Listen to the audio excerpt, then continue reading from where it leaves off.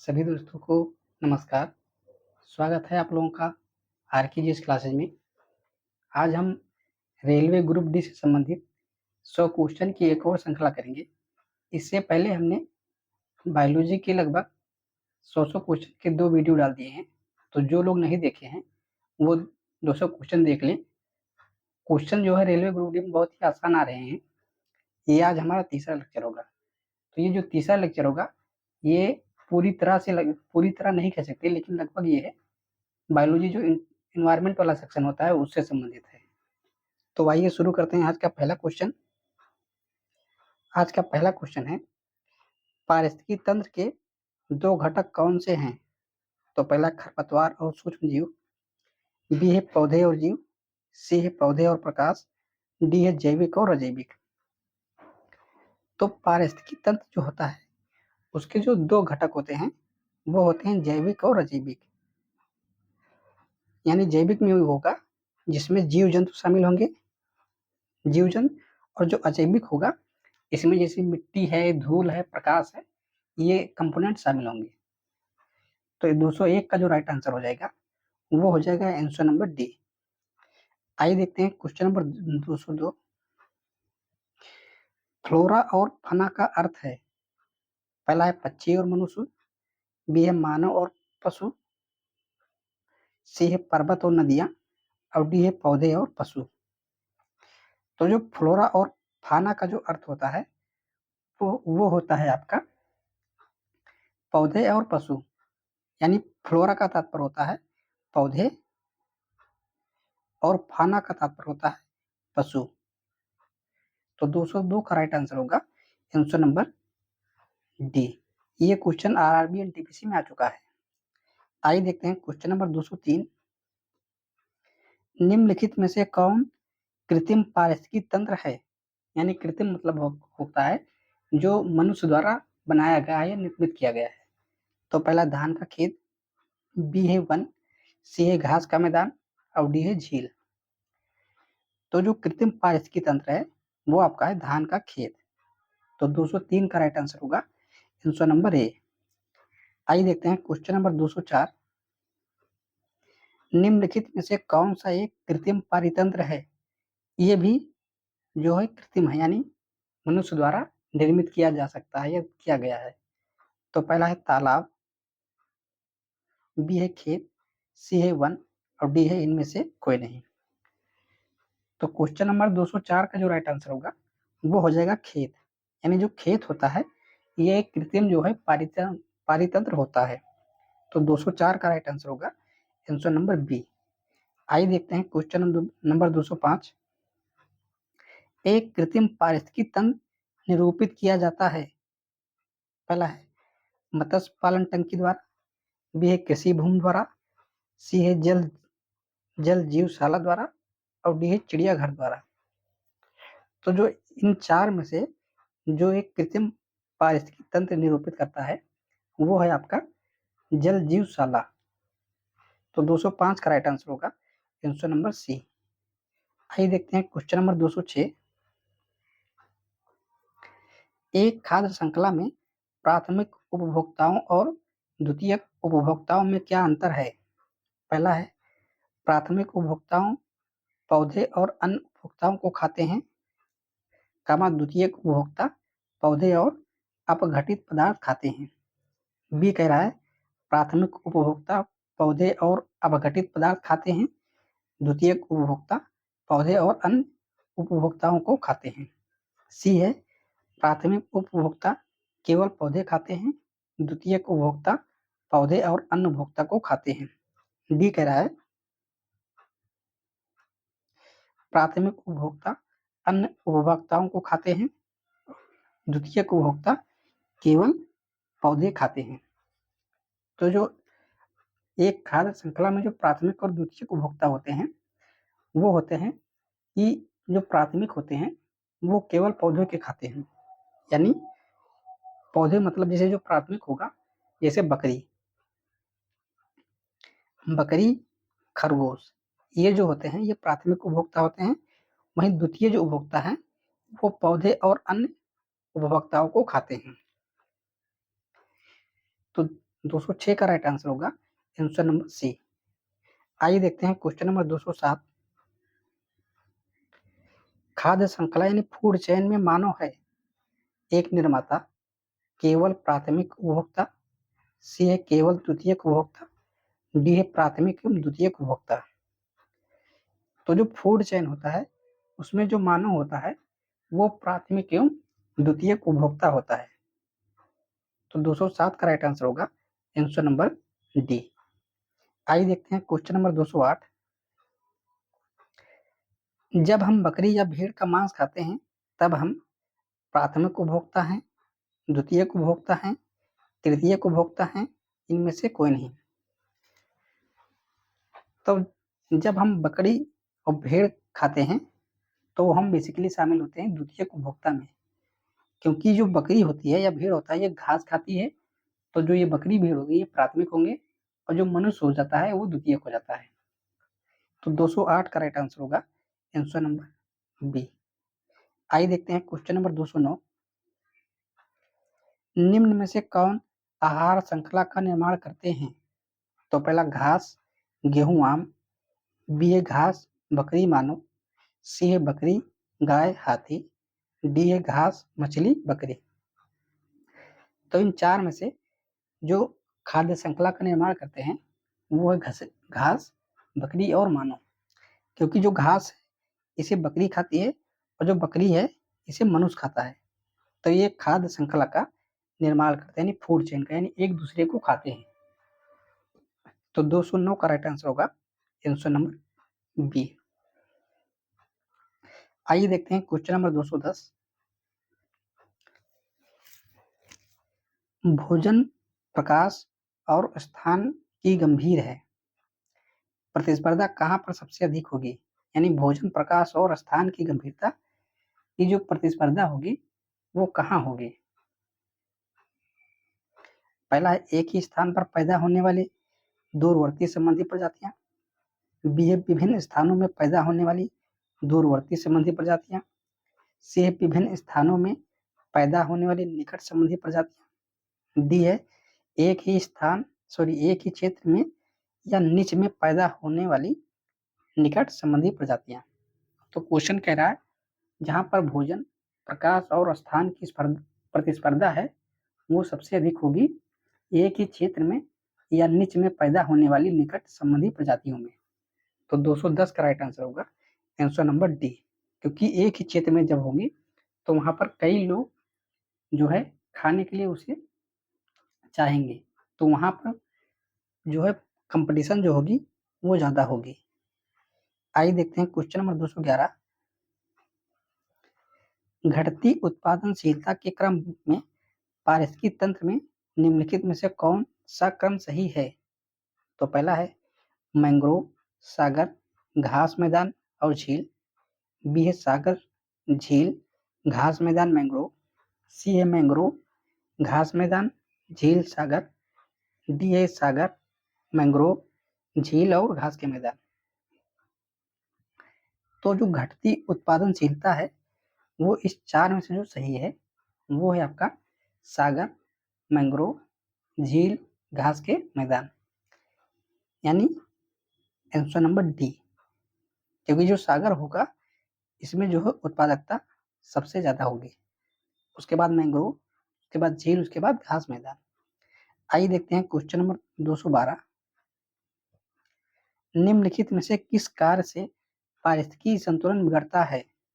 तो पहला लकड़ी काटना, बी है सामाजिक वानिकी, सी है वन महोत्सव और डी है वन रोपण।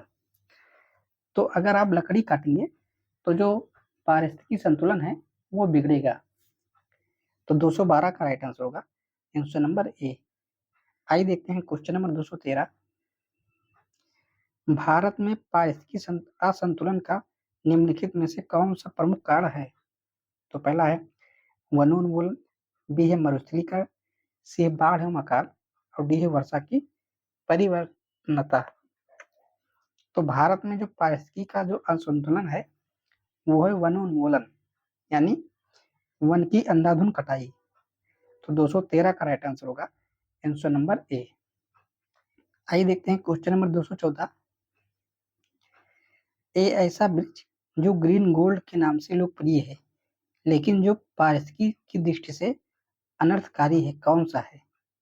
तो पहला है यूकेलिप्टस, बी है वट वृक्ष, सी है पीपल और डी है इनमें से कोई नहीं।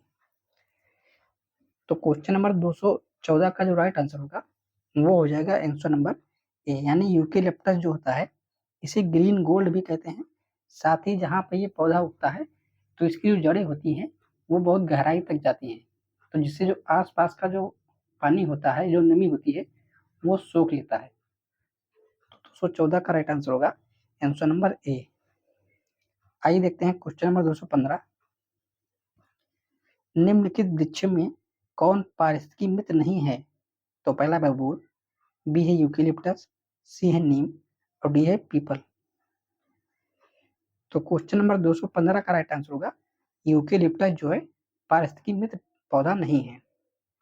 आइए देखते हैं क्वेश्चन नंबर 216। निम्नलिखित में से किस विकल्प का अर्थ प्राकृतिक या कृत्रिम रूप से जंगलों की पुनः स्थापना है? तो पहला डिफॉरेस्टेशन, बी है रिफॉरेस्टेशन, सी है एफॉरेस्टेशन और डी है हीफॉरेस्टेशन। तो क्वेश्चन नंबर 216 का जो राइट आंसर होगा वो हो जाएगा आपका रिफॉरेस्टेशन, यानी पौधे को दोबारा जो उगाना या लगाना जो है वो होता है डिफॉरेस्टेशन। तो 216 का राइट आंसर होगा आंसर नंबर बी। आइए देखते हैं क्वेश्चन नंबर 217। सौर ऊर्जा का अधिकतम स्थिरीकरण किसके द्वारा किया जाता है? तो पहला है कवक, बी है प्रोटोजोआ, सी है हरे पादप और डी है जीवाणु। तो जो सौर ऊर्जा का जो अधिकतम स्थिरीकरण करते हैं वो है आपके हरे पादप। तो 217 का राइट आंसर होगा आंसर नंबर सी। आइए देखते हैं क्वेश्चन नंबर 218।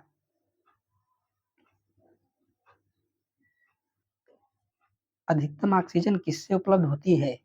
तो पहला है पादप प्लवक पुंज, बी है हरे जंगल, सी है घास के मैदान और डी है रेगिस्तान। तो जो अधिकतम ऑक्सीजन मिलती है वो मिलती है पादप प्लवक से, यानी शैवाल से। शैवाल जो होते हैं ये समुद्र से लगभग। तो 218 का राइट आंसर होगा आंसर नंबर ए। आइए देखते हैं क्वेश्चन नंबर 219। वातावरण में ऑक्सीजन की मात्रा अपेक्षाकृत नियत रहती है क्योंकि यह किसके द्वारा छोड़ी जाती है? तो पहला है चट्टान, बी है जानवर, सी है सागर और डी है पौधे। तो क्वेश्चन नंबर 219 का राइट आंसर होगा पौधे, यानी पौधे जो है ऑक्सीजन रिलीज करते हैं, इसीलिए वायुमंडल में जो है ऑक्सीजन की मात्रा नियंत्रित रहती है। आइए देखते हैं क्वेश्चन नंबर 220। निम्न में से कौन सा किसी पारिस्थितिकी तंत्र में एक दिशीय प्रवाह दर्शाता है? तो पहला है प्रकाश, बी है ऊर्जा, सी है जल और डी है बायोमास। तो क्वेश्चन नंबर 220 का राइट आंसर होगा ऊर्जा, यानी जो ऊर्जा होती है ये एक दिशीय संचार होता है। ऊर्जा का एक दिशीय संचार होता है। तो 220 का राइट आंसर होगा आंसर नंबर बी। आइए देखते हैं क्वेश्चन नंबर 221। निम्नलिखित में से कौन सा कथन सही है?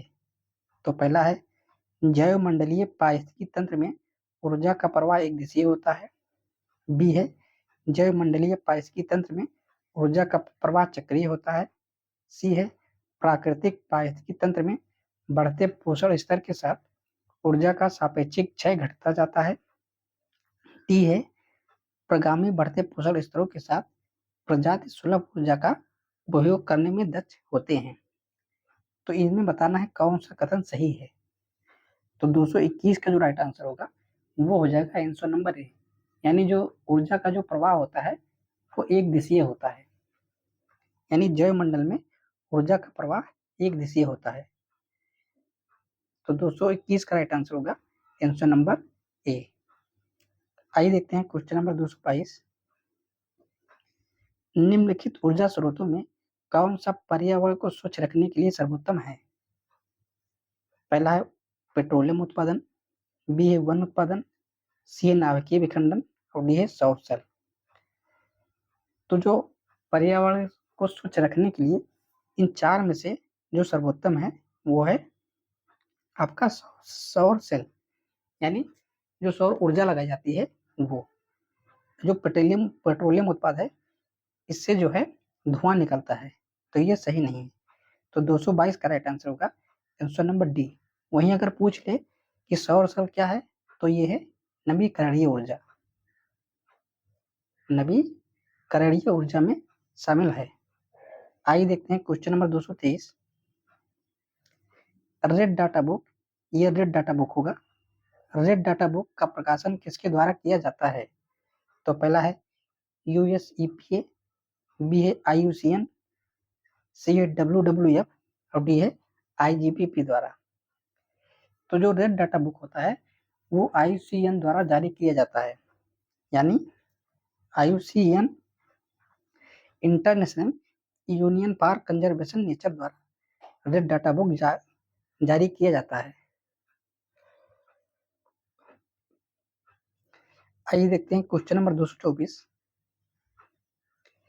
लुप्तप्राय या दुर्लभ प्रजातियों की सुरक्षा एवं संरक्षण के लिए उनके प्राकृतिक निवास से किसी दूसरे व्यवस्था क्षेत्र में ले जाने को कहा जाता है। पहला है एक्स सीटू कंजर्वेशन, बी है इन सीटू संरक्षण, सी है प्रवास संरक्षण और डी है प्रवास, दोनों हो गया प्रवास संरक्षण।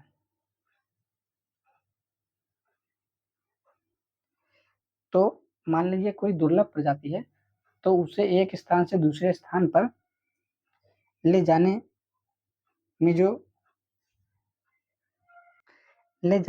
जाकर उन्हें जो संरक्षित करने की जो प्रक्रिया होती है वो होती है एक्स सीटू कंजर्वेशन।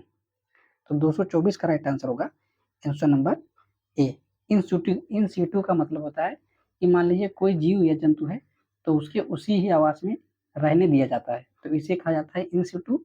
वही जानवर अगर मान लीजिए विलुप्त के कगार पर है तो उसे ले जाकर संरक्षण दिया जाता है, तो उसे कहा जाता है एक्स सीटू। आइए देखते हैं क्वेश्चन नंबर 225। निम्नलिखित में से क्या भारत में बाघों की आबादी के लिए खतरा नहीं है? तो पहला है प्राकृतिक वास का विखंडन, बी है मवेशियों की चराई, सी है वन्यजीव गलियारों का संयोजन और डी है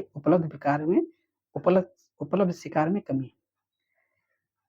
तो भारत में बाघों की आबादी के लिए जो खतरा नहीं है वो है आपका वन्यजीव गलियारों का संयोजन।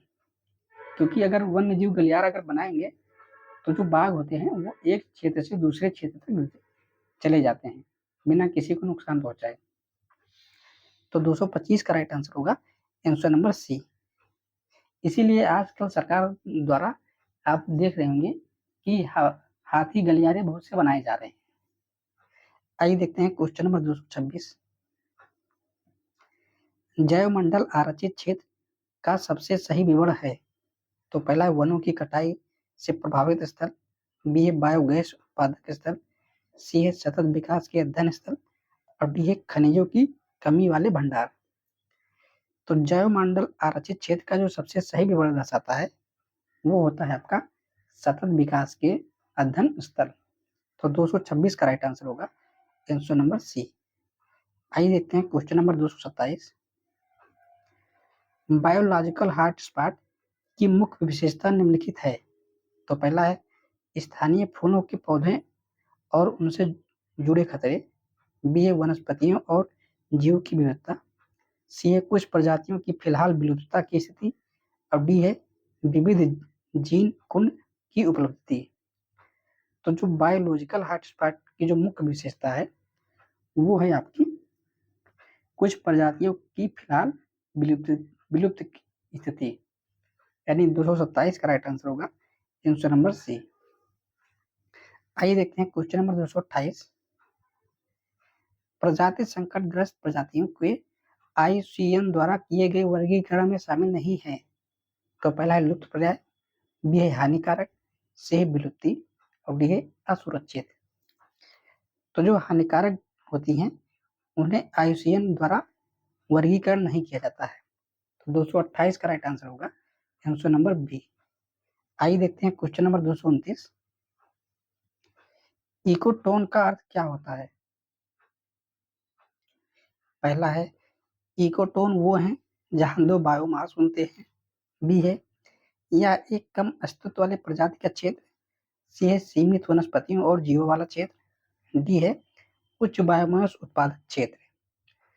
तो जो इकोटोन होता है वो होता है जहाँ दो बायोमास मिलते हैं, यानी इस तरह मान लीजिए एक बायोमास ये है और ये एक बायोमास ये है, तो ये जो बीच वाला क्षेत्र होता है, हम दोबारा बना दे रहे हैं। मान लीजिए एक बायोमास ये है, तो इसमें बहुत जीव जंतु निवास करते हैं, और एक बायोमास ये है, ये पहला और ये दूसरा। तो इन दोनों के बीच में जो क्षेत्र होता है, तो इसी को कहा जाता है इकोटोन, जहाँ पे दोनों बायोमास मिलते हैं। तो 229 का राइट आंसर होगा आंसर नंबर ए। आइए देखते हैं क्वेश्चन नंबर 230। विश्व पर्यावरण दिवस किस दिन मनाया जाता है? तो पहला है 7 अप्रैल, बी है 6 अगस्त, सी है 5 जून और डी है 10 जून। तो जो विश्व पर्यावरण दिवस मनाया जाता है वो मनाया जाता है 5 जून को। तो 230 का राइट आंसर होगा आंसर नंबर सी। आइए देखते हैं क्वेश्चन नंबर 231। प्रथम विश्व पर्यावरण दिवस किस वर्ष मनाया गया था? तो पहला है 1973, बी है 1972, सी है 1980 और डी है 1974। तो जो प्रथम विश्व पर्यावरण दिवस मनाया गया वो मनाया गया 1973, यानी आंसर नंबर ए। आइए देखते हैं क्वेश्चन नंबर 232। संयुक्त राष्ट्र पर्यावरण कार्यक्रम यूएनईपी का मुख्यालय कहाँ है? यानी यूनाइटेड नेशन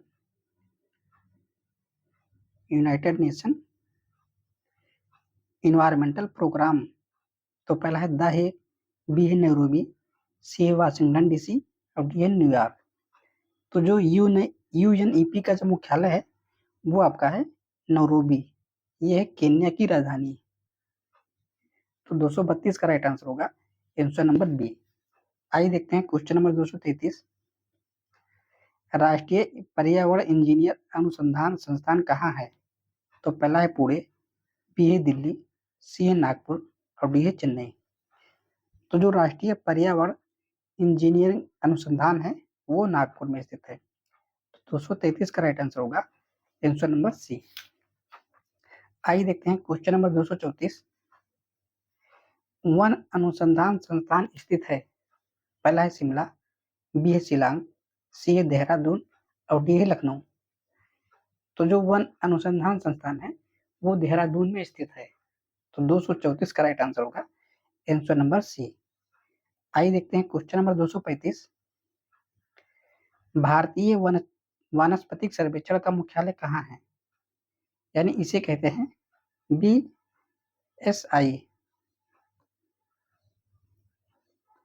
BSI यानी बॉटनिकल सर्वे ऑफ इंडिया का मुख्यालय कहाँ है?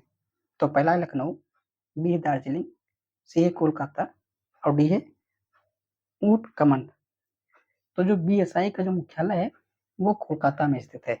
तो 235 का राइट आंसर होगा आंसर नंबर सी। आइए देखते हैं क्वेश्चन नंबर 236। NGT का पूरा नाम क्या है? तो पहला है नेशनल जियोग्राफिक टीवी, बी है नेशनल ग्रीन ट्रांसपोर्ट, सी है नेशनल ग्रीन ट्रस्ट और डी है नेशनल ग्रीन ट्रिब्यूनल। तो जो NGT का जो पूरा नाम है वो है नेशनल ग्रीन ट्रिब्यूनल। तो 236 का राइट आंसर होगा आंसर नंबर डी। आइए देखते हैं क्वेश्चन नंबर 237। निम्नलिखित में से कौन मानव जनित जीवन का एक उदाहरण है? पहला है जल तंत्र, बी है घास का मैदान, सी है वर्षावन और डी है फसली भूमि। तो जो मानव जनित जो बायोम है वो है आपका फसली भूमि। तो 237 का राइट आंसर होगा आंसर नंबर डी। आइए देखते हैं क्वेश्चन नंबर 238। इको मार्क उन भारतीय उत्पादों को दिया जाता है जो शुद्ध एवं मिलावट रहित हो, बी है प्रोटीन समृद्ध हो, सी है पर्यावरण के प्रति मैत्रीपूर्ण हो और डी है आर्थिक दृष्टि से व्यवहार हो। तो इको मार्क उन्हें प्रदान किया जाता है जो पर्यावरण के प्रति मैत्रीपूर्ण हो। तो 238 का राइट आंसर होगा आंसर नंबर सी। आइए देखते हैं क्वेश्चन नंबर 239। चिपको आंदोलन मूल रूप से किसके विरुद्ध था? तो पहला है सांस्कृतिक प्रदूषण, बी है वन कटाई, सी है ध्वनि प्रदूषण और डी है जल प्रदूषण। तो जो चिपको आंदोलन था वो वन कटाई के विरुद्ध था। तो 239 का राइट आंसर होगा आंसर नंबर बी। आइए देखते हैं क्वेश्चन नंबर 240। चिपको नारा पारिस्थितिकी स्थायी अर्थव्यवस्था है, यह किसने गढ़ा था? तो पहला है चाण प्रसाद भट्ट, बी है सुंदरलाल बहुगुणा, सी है श्यामा प्रसाद बहुगुणा और डी है बचनी देवी। तो चिपको नारा यानी पारिस्थितिकी जो है स्थायी अर्थव्यवस्था है, ये जो नारा गढ़ा था ये गढ़ा था सुंदरलाल बहुगुणा ने। तो 240 का राइट आंसर होगा आंसर नंबर बी। आइए देखते हैं क्वेश्चन नंबर 241। पौधे जो नमी युक्त मिट्टी में उगते हैं वो क्या कहते हैं? पहला है जीरोफाइट, बी है हाइड्रोफाइट, सी है हेलोफाइट और डी है सक्लियोन्ट। तो जो पौधे नमी की मिट्टी में उगते हैं उन्हें हेलोफाइट कहा जाता है। तो 241 का राइट आंसर होगा आंसर नंबर सी। आइए देखते हैं क्वेश्चन नंबर 242। हाइड्रोफाइट कहते हैं पहला है एक समुद्री जानवर को, बी है एक जलीय पौधे को, सी है एक पौधीय रोग को और डी है एक जड़ रहित पौधे को। तो जो हाइड्रोफाइट का तात्पर्य होता है कि जो पौधे जल में उगते हैं उन्हें हाइड्रोफाइट कहते हैं। तो 242 का राइट आंसर होगा आंसर नंबर बी। आइए देखते हैं क्वेश्चन नंबर 243। मरुद यानी जीरोफाइट किस दशा में पनपते हैं? यानी जो जीरोफाइट पौधे होते हैं या मरुद्भिद पौधे वो किस दशा में पनपते हैं? तो पहला है उष्ण एवं शुष्क, बी है शीत एवं आर्द्र, सी है उष्ण एवं आर्द्र, डी है शीत एवं शुष्क।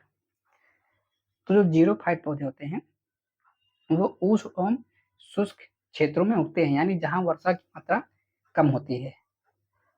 तो वहां पर जो उगने वाले पौधे होते हैं उन्हें जीरोफाइट या मरोदभिद पौधे कहा जाता है। तो 243 का राइट आंसर होगा आंसर नंबर ए। आइए देखते हैं क्वेश्चन नंबर 244। मृदा अपरदन रोका जा सकता है? पहला है अति चराई द्वारा, बी है वनस्पति उन्मूलन द्वारा, सी है वन रोपण द्वारा और डी है पक्षी संख्या में वृद्धि द्वारा। तो जो मृदा अपरदन है तो वो वन रोपण यानी वनों को लगाकर रोका जा सकता है। तो 244 का राइट आंसर होगा आंसर नंबर सी। आइए देखते हैं क्वेश्चन नंबर 245। निम्नलिखित में से कौन सा एक जैव न्यूनीकरण नहीं है?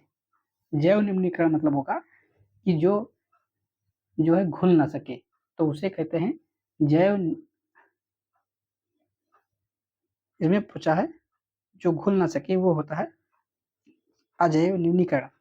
तो पहला जूट की टोकरी, बी है चांदी की पन्नी, सी है चमड़े का थैला और डी है ऊंट की चटाई। तो इसमें पूछा है जैव न्यूनीकरण नहीं यानी वो घुल नहीं सकता।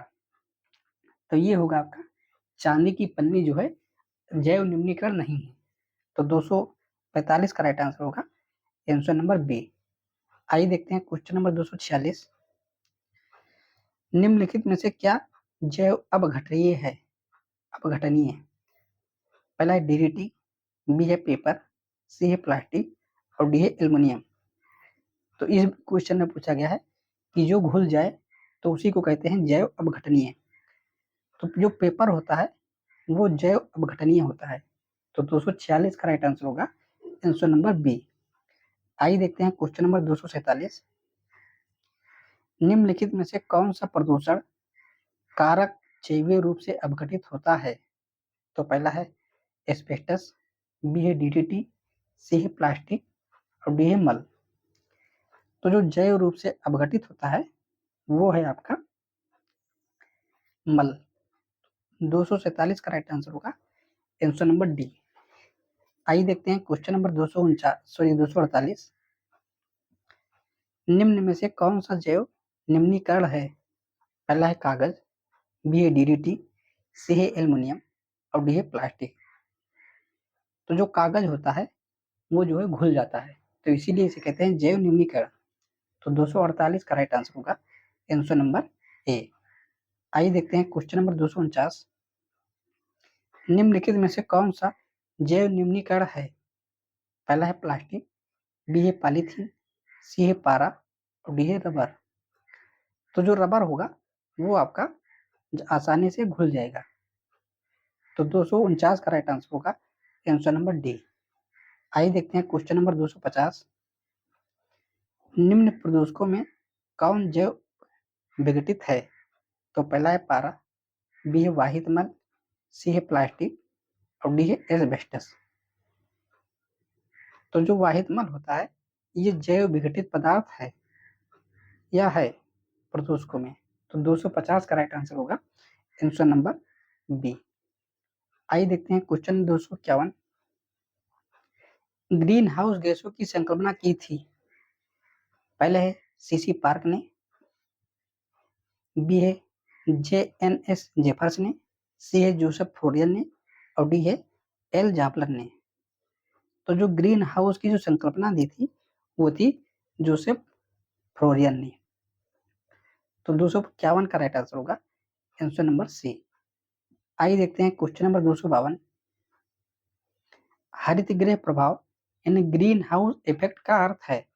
पहला है वायुमंडल में ग्रीन हाउस गैसों के घनीकरण के कारण वायुमंडल के तापमान का बढ़ना, बी है बढ़े हुए तापमान में सब्जियों या तथा फूलों का उत्पादन, सी है शीशे की मकानों में खाद्य फसलों का उत्पादन और डी है उपयुक्त में से कोई नहीं।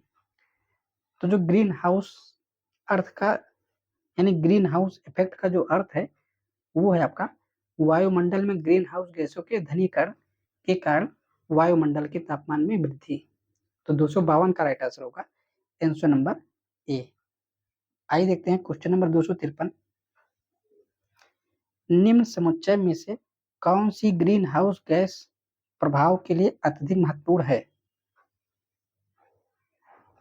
पहला है carbon dioxide, methane, chlorine, nitric oxide, B है nitric oxide, methane, ethane, chlorocarbon, C है carbon dioxide, methane, nitrous oxide, जल वाष्प, डी है carbon monoxide, sulphur dioxide, methane और जल वाष्प। तो ग्रीन हाउस गैसों में जो सबसे अति महत्वपूर्ण इनमें से गैसें हैं वो हैं आपकी carbon dioxide, methane, nitrous oxide और जल वाष्प। यानी ये जो चार गैसें हैं इन्हें मेनली जो है ग्रीन हाउस गैस उत्पादन में सबसे ज्यादा महत्वपूर्ण भूमिका निभाती हैं। तो 253 का राइट आंसर होगा आंसर नंबर सी। आइए देखते हैं क्वेश्चन नंबर 254। निम्नलिखित में से कौन सी प्राकृतिक रूप से पाई जाने वाली ग्रीन हाउस गैस सर्वाधिक ग्रीन हाउस इफेक्ट करती है? तो पहला है कार्बन डाइऑक्साइड, बी है मीथेन, सी है ओजोन और डी है जल वाष्प। तो क्वेश्चन नंबर 254 का जो राइट आंसर होगा वो हो जाएगा कार्बन डाइऑक्साइड आंसर नंबर ए। आइए देखते हैं क्वेश्चन नंबर 255। निम्नलिखित में से कौन एक वायुमंडल की मोटाई नापने वाली इकाई है? यानी ये क्वेश्चन है कि वायुमंडल में की जो ओजोन परत है वो किसमें मापी जाती है? ये टाइपिंग में एरर हो गया है। तो पहला है नाट, बी है डाप्सन, सी है पॉन्च और डी है मैक्सवेल। तो जो ओजोन परत की जो मोटाई नापी जाती है वो नापी जाती है आपकी डाप्सन यूनिट में। तो 255 का राइट आंसर होगा आंसर नंबर बी। आइए देखते हैं क्वेश्चन नंबर 255। वायुमंडल में जिस ओजोन चित्र का पता लगाया गया है वो कहाँ है? पहला है आर्कटिक महासागर के ऊपर, बी है अंटार्कटिक महासागर के ऊपर, सी है अलास्का के ऊपर और डी है भारत के ऊपर। तो जो ओजोन क्षेत्र है वो आपके अंटार्कटिका के ऊपर जो है पता लगाया गया है। तो 256 का राइट आंसर होगा आंसर नंबर बी। आइए देखते हैं क्वेश्चन नंबर 257। अंटार्कटिका में ओजोन क्षेत्र निम्न में से किस मौसम में स्पष्ट रूप से दिखाई देता है? तो पहला है भीषण गर्मी, बी है पतझड़, सी है सर्दी और डी है बसंत। तो जो ओजोन क्षेत्र है अंटार्कटिका में वो आपका जो है भीषण यानी जब गर्मी बहुत होगी तब दिखाई देगा। तो 257 का राइट आंसर होगा आंसर नंबर ए। आइए देखते हैं क्वेश्चन नंबर 258। वायुमंडल में उपस्थित ओजोन परत अवशोषित करती है। पहला है कॉस्मिक किरणों को, बी है इंफ्रारेड किरणों को, सी है अल्ट्रावायलेट किरणों को और डी है सभी विकिरणों को। तो जो ओजोन परत होती है वायुमंडल की, वो आपकी अल्ट्रा वायलेट जो है किरण को अवशोषित करती है। तो 258 का राइट आंसर होगा आंसर नंबर सी। आइए देखते हैं क्वेश्चन नंबर 259। ओजोन परत के क्षरण के लिए क्या होता है? यानी जब ओजोन परत है अगर उसका क्षरण हो जाए तो क्या होगा? तो पहला है स्तन कैंसर, बी है त्वचा कैंसर, सी है फेफड़ों का कैंसर और डी है रक्त कैंसर। तो जो ओजोन परत के क्षरण से जो हो रहा है वो होगा आपका त्वचा का कैंसर, क्योंकि जो सनलाइट होती है, जो अल्ट्रावायलेट किरणें होगी, वो सबसे पहले त्वचा ही पे पड़ेगी, तो इसीलिए त्वचा का कैंसर। तो 259 का राइट आंसर होगा आंसर नंबर बी। आइए देखते हैं क्वेश्चन नंबर 260। कौन सी किरणें त्वचा को क्षति पहुंचाती हैं? तो पहला है इंफ्रारेड, बी है यूवी रेज, सी है एक्स रेज और डी है ब्लू रेज। तो जो यूवी रेज होती हैं यानी अल्ट्रावायलेट किरणें, यूवी का मतलब होगा अल्ट्रावायलेट जो किरणें होगी वो त्वचा को क्षति पहुंचाती हैं। तो 260 का राइट आंसर होगा आंसर नंबर बी। आइए देखते हैं क्वेश्चन नंबर 261। ओजोन परत के ना होने पर वायुमंडल में कौन होता है? पहला है अवरक्त, बी है दृश्य, बी है पराबैंगनी और डी है एक्स किरणें। तो अगर ओजोन परत के ना होने पर वायुमंडल में पराबैंगनी किरणें होंगी। तो 261 का राइट आंसर होगा आंसर नंबर सी। आइए देखते हैं क्वेश्चन नंबर 262। निम्न में से कौन सी गैस वैश्विक उष्णता के लिए उत्तरदायी है, यानी ग्रीन हाउस गैस के लिए उत्तरदायी है? तो पहला है केवल ऑक्सीजन, बी है केवल मीथेन, सी है कार्बन डाइऑक्साइड और मीथेन, सी है ऑक्सीजन और कार्बन डाइऑक्साइड। तो जो ग्रीन हाउस गैसों में जो यानी तापमान वृद्धि में जो प्रमुख उत्तरदायी गैस है वो है कार्बन डाइऑक्साइड और मीथेन। तो 262 का राइट आंसर होगा आंसर नंबर सी। आइए देखते हैं क्वेश्चन नंबर 263।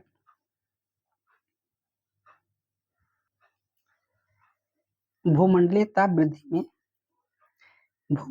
वृद्धि में निम्नलिखित में से इसका कम प्रभाव होने की संभावना है? तो पहला है तूफान यानी हरिकेन का बार बार होना, बी है कृषि के उर्वर उर्वर डेल्टा क्षेत्र का क्षय होना, सी है वनस्पति में प्रकाश संश्लेषण की दर कमी होना, डी है ध्रुवीय हिमक्षेत्र का सिकुड़ना। तो भूमंडलीय ताप वृद्धि में जो जो सबसे कम प्रभाव होने की जो संभावना है वो है आपकी वनस्पति में प्रकाश संश्लेषण की दर की कमी। तो 263 का राइट आंसर होगा आंसर नंबर सी। आइए देखते हैं क्वेश्चन नंबर 264। निम्नलिखित में से कौन ग्लोबल वार्मिंग से निपटने का उपाय नहीं होता है? तो पहला है जीवाश्म यानी फॉसिल ईंधन को कम उपयोग, बी है खाना पकाने के लिए ईंधन के रूप में लकड़ी का उपयोग करना, सी है सौर और पवन विंड ऊर्जा का उपयोग, डी है वनीकरण। तो ग्लोबल वार्मिंग से निपटने का जो उपाय नहीं है इन चार में है वो है आपका खाना पकाने के लिए ईंधन के रूप में लकड़ी का उपयोग, क्योंकि जब लकड़ी जलेगी तो कार्बन डाइऑक्साइड जो धुआं होगा वो कार्बन डाइऑक्साइड जो है वायुमंडल में जाएगा। तो 264 का राइट आंसर होगा आंसर नंबर बी। आइए देखते हैं क्वेश्चन नंबर 265। निम्न में से क्या वायु प्रदूषण का कारक नहीं है? तो पहला है कृषि गतिविधियां, बी है अम्लीय वर्षा, सी है जीवाश्म ईंधन का जलना और डी है खनन कार्य। तो जो वायु प्रदूषण का जो कारक नहीं है इन चार में से वो है आपका अम्लीय वर्षा। तो 265 का राइट आंसर होगा आंसर नंबर बी। आइए देखते हैं क्वेश्चन नंबर 266। कैडमियम प्रदूषण किससे संबंध है? तो पहला मिनीमाता रोग, बी है ब्लैकफुट रोग, सी है डिसलेक्सिया और डी है इटाई रोग। तो कैडमियम यानी जो अगर पानी है, अगर उसमें कैडमियम की मात्रा घुली होती तो वो होगा आपका मिनीमाता रोग, यानी कैडमियम प्रदूषण से मिनीमाता रोग होगा। तो 266 का राइट आंसर होगा आंसर नंबर ए। आइए देखते हैं क्वेश्चन नंबर 267। कोयला, पेट्रोल, डीजल आदि का दहन किसका मूल स्रोत है? तो पहला जल प्रदूषण, बी है ध्वनि प्रदूषण, सी है वायु प्रदूषण और डी है भू प्रदूषण। तो कोयला, पेट्रोल और जो डीजल होता है, इन सबसे वायु प्रदूषण होता है, क्योंकि इन सबका जो धुआं होता है वो वायुमंडल में जाता है। तो 267 का राइट आंसर होगा आंसर नंबर सी। आइए देखते हैं क्वेश्चन नंबर 268। सल्फर डाइऑक्साइड निम्नलिखित में से किसका सबसे अधिक वृद्धि का संकेतक है? तो पहला है शैवाल, बी है लाइकेज, सी है ब्रायोफाइट और डी है प्रोटोजोआ। तो सल्फर डाइऑक्साइड में जो सबसे अधिक वृद्धि का जो संकेतक है वो है शैवाल। तो 268 का राइट आंसर होगा आंसर नंबर, सॉरी शैवाल नहीं होगा, होगा लाइकेन्स, यानी 268 का राइट आंसर होगा आंसर नंबर बी। आइए देखते हैं क्वेश्चन नंबर 269। वायुमंडल में कार्बन डाइऑक्साइड के संचयीकरण को कम करने के लिए एक उपाय वन रोपण है, क्योंकि जो वनारोपण अगर करेंगे तो क्या करेगा? तो पहला है पेड़ों से कार्बन सिंक बनाती है, बी है पेड़ श्वास लेते हैं समय कार्बन डाइऑक्साइड सोख लेते हैं, सी है पेड़ मनुष्यों के लिए हितकारी उत्पादन करते हैं, हितकारी उत्पाद प्रदान करते हैं और डी है पेड़ ऑक्सीजन छोड़ते हैं। तो वायुमंडल में अगर कार्बन डाइऑक्साइड का अगर संचयन करना है तो उसके लिए जो वन रोपण होता है तो वो क्या करता है, वन जो पौधे होते हैं, तो जो वायुमंडल में जो कार्बन होती है तो वो जो कार्बन डाइऑक्साइड गैस होती है उसे सिंक कर लेते हैं। सिंक मतलब होता है कि उसे सोख लेते हैं, तो इसी को कहते हैं कार्बन सिंकिंग, यानी पेड़ों के द्वारा जो है कार्बन का सोखना सिंकिंग कहलाता है। तो 269 का राइट आंसर होगा आंसर नंबर ए। आइए देखते हैं क्वेश्चन नंबर 270। कहा जाता है कि ताजमहल मार्बल कैंसर से ग्रस्त है, यह मार्बल कैंसर क्या है? पहला है निकटस्थ उद्योग से ताजमहल में धुआं भरना, बी है ताजमहल के मार्बल में बड़ी संख्या में कवक लगना, सी है कज्जल कणों के कारण मार्बल का पीला होना और डी है अम्लीय वर्षा जो मार्बल का क्षरण करती है। तो जो मार्बल यानी जो ताजमहल है, वो जो मार्बल कैंसर है उसका जो कारण है वो है अम्लीय वर्षा जो मार्बल को क्षरण करती है। तो 270 का राइट आंसर होगा आंसर नंबर डी। आइए देखते हैं क्वेश्चन नंबर 271। निम्नलिखित में से कौन सा एक वायु प्रदूषक मानव एक एक के हीमोग्लोबिन के साथ संयोजित होकर ऑक्सीजन ले जाने की क्षमता को कम करता है, जिससे श्वास रोध यानी श्वास फूलने और मृत्यु का कारण भी हो सकती है? तो पहला है carbon dioxide, sorry chlorofluorocarbon, B है सल्फर डाइऑक्साइड, सी है कार्बन मोनोऑक्साइड और डी है फ्लाई। तो जो कार्बन मोनोऑक्साइड होती है वो जो है ब्लड में घुल के वो कार्बन मोनोऑक्साइड में बना लेती है, यानी वायुमंडल में जो कार्बन डाइऑक्साइड गैस है जब वो ब्लड के संपर्क में आती है तो वो कार्बन मोनोऑक्साइड बना लेती है, जिससे जो है व्यक्ति को सांस लेने में तकलीफ हो जाती है, इससे जो है व्यक्ति की मृत्यु भी हो सकती है। तो 271 का राइट आंसर होगा आंसर नंबर सी, यानी कार्बन मोनोऑक्साइड। आइए देखते हैं क्वेश्चन नंबर 272। पर्यावरण में प्रदूषकों की उपस्थिति को सामान्यतः पीपीएम में व्यक्त किया जाता है। पीपीएम का पूर्ण रूप क्या है, यानी जो पीपीएम है उसका पूर्ण रूप क्या है? तो पहला है पॉल्यूटेंट परसेंट मेजर्स, बी है पार्टिकल्स पर मोल, सी है पार्ट्स पर मिलियन और डी है प्योरिटी पर माइक्रोग्राम। तो जो पीपीएम होता है ये होता है पार्टिकुलेट सॉरी ये होगा आपका पार्ट्स पर मिलियन, यानी पीपीएम का फुल फॉर्म होगा पार्ट्स पर मिलियन। तो 272 का राइट आंसर होगा आंसर नंबर सी। आइए देखते हैं क्वेश्चन नंबर 273। प्रदूषण में सूचकांक एसपीएम का पूर्ण रूप है। पहला है सॉलिड पोल्यूशन मैटर, बी है सस्पेंडेड पार्टिकुलर मैटर, सी है सॉलिड पार्टिकल मेथड और डी है सराउंडिंग पोल्यूशन मैटर। तो जो एसपीएम होता है इसका जो फुल फॉर्म होता है वो होता है सस्पेंडेड पार्टिकुलर मैटर। तो 273 का राइट आंसर होगा आंसर नंबर बी। आइए देखते हैं क्वेश्चन नंबर 274। वायु प्रदूषण के संदर्भ में पीएम का क्या तात्पर्य है। पहला है वायु प्रदूषक, बी है खार जलाने वाला पदार्थ, सी है कणिकीय प्रदूषक और डी है प्रसरण पदार्थ। तो जो पीएम होता है इसे कहते हैं पार्टिकुलेट मैटर। पार्टिकुलेट मैटर, तो ये जो पार्टिकुलेट मैटर होता है ये होता है कणिकीय पदार्थ, यानी छोटे छोटे कण में जो पदार्थ होते हैं उसी को कहते हैं पार्टिकुलेट मैटर। तो 274 का राइट आंसर होगा आंसर नंबर सी। आइए देखते हैं क्वेश्चन नंबर 275। पर्यावरण अध्ययन के लिए सीईआर किससे संदर्भित करता है, यानी जो सीईआर है उसका पूर्ण रूप क्या है। तो पहला है सर्टिफाइड इमिशन रिडक्शन, बी है कैप्ड इमिशन रिपोजिटरी, सी है सर्टिफाइड इमिशन रिपोजिटरी, डी है कैप्ड इमिशन रिडक्शन। तो जो सीईआर होता है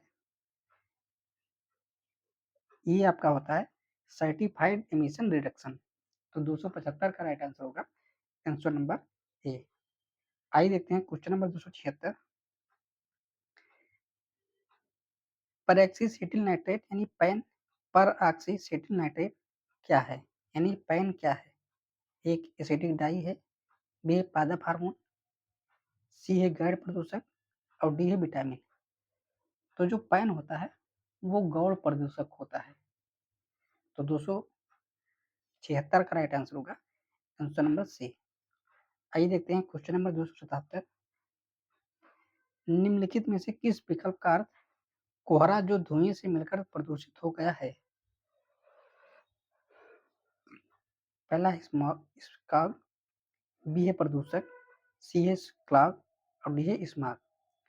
तो जो कोहरा होता है वो धुएं के साथ मिलकर स्मोक बनाता है। तो 277 का राइट आंसर होगा आंसर नंबर डी। आइए देखते हैं क्वेश्चन नंबर 278। पृथ्वी शिखर सम्मेलन हुआ था।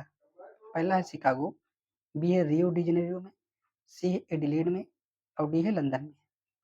तो जो पृथ्वी शिखर सम्मेलन हुआ था वो हुआ था आपका रियो डी जेनेरियो यानी ब्राजील में। रियो डी जेनेरियो ये आपका है ब्राजील में। तो 278 का राइट आंसर होगा आंसर नंबर बी। आइए देखते हैं क्वेश्चन नंबर 279। क्योटो प्रोटोकॉल क्या है। पहला है यह अम्लीय वर्षा को कम करने के उपाय करने के लिए देशों के बीच करार होता है। बी है यह प्रदूषण नियंत्रण के लिए वृक्षारोपण करने के उपाय के लिए देशों के बीच करार होता है। सी है यह न्यूक्लियर ऊर्जा का प्रयोग शुरू करने के लिए देशों के बीच करार होता है। डी है यह ग्लोबल वार्मिंग को कम करने के उपाय करने के लिए देशों के बीच करार यानी समझौता होता है। तो जो क्योटो प्रोटोकॉल था वो बेसिकली जो वैश्विक तापमान है यानी जो तापमान बढ़ रहा है तो उसे ग्लोबल वार्मिंग को कम करने के उपाय करने के लिए एक समझौता है विभिन्न देशों का। तो 279 का राइट आंसर होगा आंसर नंबर डी। आइए देखते हैं क्वेश्चन नंबर 280। क्योटो प्रोटोकॉल किस वर्ष प्रभावी हुआ। तो पहला है 2005, बी है 1997, सी है 2000 और डी है 2002। तो जो क्योटो प्रोटोकॉल है वो 2005 में प्रभावी हुआ। तो 280 का राइट आंसर होगा आंसर नंबर ए। आइए देखते हैं क्वेश्चन नंबर 281। मॉन्ट्रियल प्रोटोकॉल किससे संबंधित है। तो पहला है ओजोन परत के क्षय को रोकना, बी है फोटोकेमिकल स्मॉग, सी है अम्ल वर्षा और डी है ग्लोबल वार्मिंग। तो जो मॉन्ट्रियल प्रोटोकॉल था वो आपका ओजोन परत के क्षरण को रोकना था। तो 281 का राइट आंसर होगा आंसर नंबर ए। आइए देखते हैं क्वेश्चन नंबर 282। वातावरण में क्लोरोफ्लोरोकार्बन उत्सर्जन पर प्रतिबंध लगाने के लिए प्रथम प्रोटोकॉल कहाँ पर था बना था? तो पहला है मॉन्ट्रियल, बी है ओसाका, सी है जिनेवा, डी है फ्लोरिडा। तो जो क्लोरोफ्लोरोकार्बन यानी एक ग्रीन हाउस गैस है, इसे रोकने के लिए जो प्रथम प्रोटोकॉल हुआ था वो हुआ था आपका मॉन्ट्रियल में। तो 282 का राइट आंसर होगा आंसर नंबर ए। और ये मॉन्ट्रियल है कहाँ? ये है कनाडा। तो 282 का राइट आंसर होगा आंसर नंबर ए। आइए देखते हैं क्वेश्चन नंबर 283। मॉन्ट्रियल सम्मेलन 1987 कौन सा बड़ा फैसला लिया गया? तो पहला है विकसित देश 2000 तक पूरी तरह से CFC यानी क्लोरोफ्लोरो उत्पादन पर प्रतिबंध लगाएंगे। बी है विकसित देश 2000 तक पूरी तरह से CFC उत्पादन पर प्रतिबंध लगाएंगे। सी है विकासशील देश 2000 तक पूरी तरह से CFC उत्पादन पर प्रतिबंध लगाएंगे। और डी है विकासशील देश 2020 तक पूरी तरह से CFC उत्पादन पर प्रतिबंध लगाएंगे। तो जो मॉन्ट्रियल प्रोटोकॉल 1987 में हुआ था कनाडा में, तो उसमें यह फैसला लिया गया था कि जितने भी विकसित देश हैं जैसे अमेरिका, ब्रिटेन, फ्रांस, ये जो विकसित देश हैं इन्हें बताया गया था कि वो 2000 तक पूरी तरह से क्लोरोफ्लोरोकार्बन उत्पादन पर प्रतिबंध लगाएंगे। तो 283 का राइट आंसर होगा आंसर नंबर ए। आइए देखते हैं क्वेश्चन नंबर 284। कार्टाजोना प्रोटोकॉल संबंध है? पहला है जैव सुरक्षा समझौते से, बी है जलवायु परिवर्तन से, सी है ओजोन क्षरण से और डी है प्रदूषण से। तो जो कार्टाजोना प्रोटोकॉल था वो आपका जैव सुरक्षा से संबंधित था। तो 284 का राइट आंसर होगा आंसर नंबर ए। आइए देखते हैं क्वेश्चन नंबर 285। उर्वरक के अधिक प्रयोग से होता है? पहला है मृदा प्रदूषण, बी है जल प्रदूषण, सी है वायु प्रदूषण और डी है उपरोक्त सभी। तो उर्वरक का अगर हम ज्यादा प्रयोग करेंगे तो उससे मृदा प्रदूषण, जल प्रदूषण और वायु प्रदूषण तीन होगा। तो 285 का राइट आंसर होगा आंसर नंबर डी। आइए देखते हैं क्वेश्चन नंबर 286। निम्नलिखित में से कौन सा जल प्रदूषण का कारण नहीं है? तो पहला है समुद्र डंपिंग, बी है घर का कचरा, सी है तट पर मछली पकड़ना और डी है तेल फैलाना। तो जल प्रदूषण का जो कारण नहीं है वो है आपका तट पर मछली पकड़ना। तो 286 का राइट आंसर होगा आंसर नंबर सी। आइए देखते हैं क्वेश्चन नंबर 287। पेयजल आपूर्ति में कोलिफॉर्म की उपस्थिति का लक्षण है? तो पहला है फ्लोराइड संदूषण, बी है फास्फोरस संदूषण, सी है पानी के स्रोत का खारापन और डी है मानव अपशिष्ट में से संदूषण। तो जो कोलिफॉर्म होगा, बेसिकली जो कोलिफॉर्म होता है ये एक प्रकार का बैक्टीरिया होता है जो है वो मानव के मल में पाया जाता है। तो 287 का राइट आंसर होगा मानव अपशिष्ट से संदूषण। तो 287 का राइट आंसर होगा आंसर नंबर डी। आइए देखते हैं क्वेश्चन नंबर 288। निम्नलिखित में से कौन सी खरपतवार औद्योगिक बहिस्राव से होने वाला जल प्रदूषण को नियंत्रित कर सकती है? तो पहला है पार्थेनियम, बी है हाथी घास, सी है जलकुंभी और डी है मोगर घास। तो औद्योगिक बहिस्राव से जो जल प्रदूषण को जो रोकने में नियंत्रित कर सकती है वो है आपका पार्थेनियम घास। तो 288 का राइट आंसर होगा आंसर नंबर ए। आइए देखते हैं क्वेश्चन नंबर 279। जल उपचार संयंत्र में क्लोरामाइन के प्रयोग से क्या सुनिश्चित किया जाता है? तो पहला है स्वाद और गंध नियंत्रण को, बी है रिजर्वायर में खरपतवार नियंत्रण को, सी है विसंक्रमण को और डी है स्थायी कठोरता को दूर करना। तो जो क्लोरामाइन होता है बेसिकली ये क्लोरामाइन करता है स्थायी कठोरता को दूर करने में जल के। तो 289 का राइट आंसर होगा आंसर नंबर डी। आइए देखते हैं क्वेश्चन नंबर 290। जल में प्रदूषकों के रूप में मौजूद लोहे और मैंगनीज को किसके द्वारा नहीं हटाया जा सकता है? तो पहला है निस्पंदन लगाकर किए गए ऑक्सीकरण से, बी है क्लोरीनीकरण से, सी है चूना सोडा प्रक्रिया या मैंगनीज जियोलाइट प्रक्रिया, डी है आयन विनिमय प्रक्रिया। तो अगर जल में अगर लोहा और मैंगनीज मिला है तो इन चार में से उसे क्लोरीनीकरण के द्वारा नहीं हटाया जा सकता। तो 290 का राइट आंसर होगा आंसर नंबर बी। आइए देखते हैं क्वेश्चन नंबर 291। निम्नलिखित विकल्पों में से कौन सा जल प्रदूषण का उपचार है? तो पहला है बैग हाउस निस्यंदक, बी है प्रतिवर्ती पराशरण, सी है विंडो कंपोस्टिंग और डी है वेंचुरी स्क्रबर। तो इन चार में से जो जल प्रदूषण का जो उपचार है वो है प्रतिवर्ती पराशरण यानी रिवर्स ऑस्मोसिस। तो 291 का राइट आंसर होगा आंसर नंबर बी। आइए देखते हैं क्वेश्चन नंबर 292। शोर के किस स्तर से ऊपर का शोर कान में दर्द का क्षति है? यानी ये क्वेश्चन ये कह रहा है कि शोर के किस स्तर से ऊपर का शोर कान में दर्द एवं क्षति का कारण होगा? तो पहला है लगभग 80 डेसिबल, बी है लगभग 130 डेसिबल, सी है लगभग 150 डेसिबल और डी है लगभग 180 डेसिबल। तो अगर लगभग 180 डेसिबल तक अगर आवाज होगी तो वो जो है उसको शोर यानी कान के लिए दर्द एवं क्षति का कारण हो सकता है। तो 292 का राइट आंसर होगा आंसर नंबर बी। आइए देखते हैं क्वेश्चन नंबर 293। निम्नलिखित में से कौन सा ध्वनि प्रदूषण का प्रभाव नहीं है? तो पहला है पशुओं की मौत, बी है ओजोन क्षय, सी है उच्च रक्तचाप और डी है कर्णनाद। तो 293 का राइट आंसर होगा आंसर नंबर बी यानी ओजोन क्षय जो है ध्वनि प्रदूषण का कारण नहीं है। आइए देखते हैं क्वेश्चन नंबर 294। निम्नलिखित में से कौन सा ध्वनि प्रदूषण का एक प्रभाव नहीं है? तो पहला है उच्च रक्तचाप, बी है त्वचा रोग, सी है श्रवणहास और डी है टिटनस। तो जो ध्वनि प्रदूषण का जो प्रभाव नहीं होगा वो होगा आपका त्वचा रोग।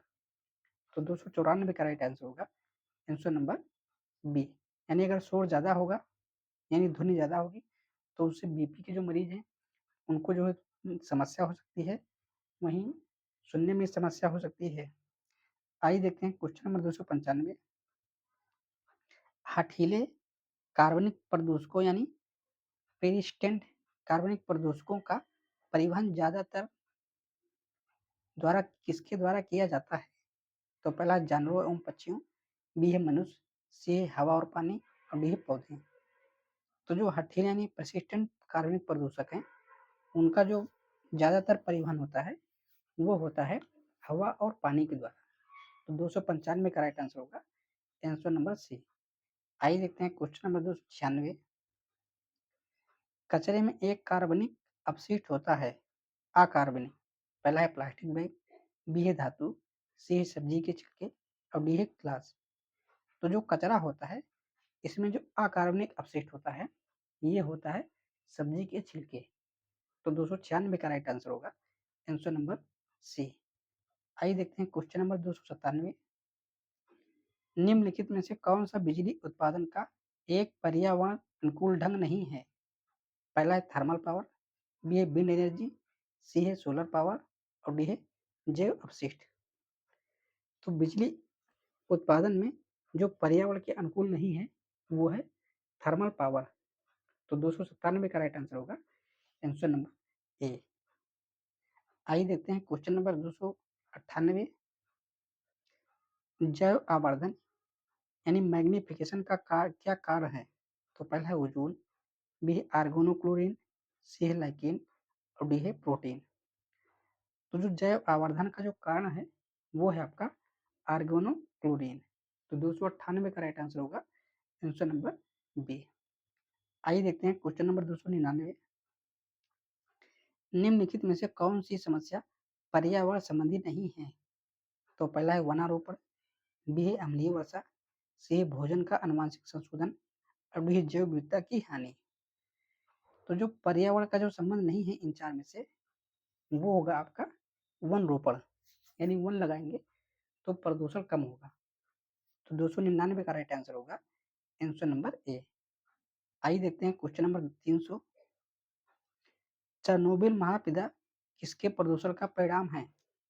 तो पहला है तेल छितराव, बी है रेडियोधर्मी अपशिष्ट, सी है कार्बन डाइऑक्साइड और डी है अम्ल वर्षा। तो जो चेरनोबिल महाविद्या घटी थी वो घटी थी रेडियोधर्मी अपशिष्ट से। तो 300 का राइट आंसर होगा आंसर नंबर बी। तो आज के लिए इतना ही, कल फिर 100 क्वेश्चन मिलेंगे। तब तक के लिए आप लोग वीडियो को लाइक कीजिए, शेयर कीजिए और चैनल को सब्सक्राइब कीजिए। फिर मिलेंगे। नमस्कार, जय हिंद, वंदे मातरम।